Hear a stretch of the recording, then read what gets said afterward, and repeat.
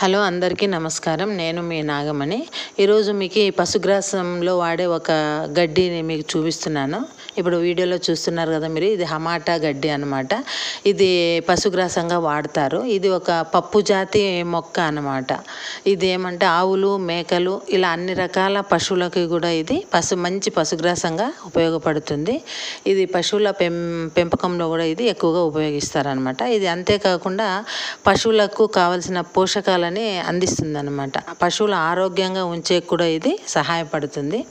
ఇది పప్పు జాతి మొక్క కాబట్టి ఇది నేలలో కూడా నత్రజనిని అందించేకి, తద్వారా భూసారాన్ని కూడా ఇది పెంచుతుంది అనమాట. అంతేకాకుండా ఇది ఏమవుతుందంటే ఇది దట్టంగా మలుస్తుంది కాబట్టి భూమి కోతను కూడా నివారిస్తుంది అనమాట. ఈ విత్తనాలు కావాలంటే ఆన్లైన్ షాపింగ్లో కానీ ఎక్కడన్నా వెబ్సైట్లలో కానీ కొనుగోలు చేయొచ్చు. ఇది ఎట్లా అంటే ఇది ఒక ఎకరానికి మంచి మొత్తంలో దిగుబడి కూడా ఇస్తుంది.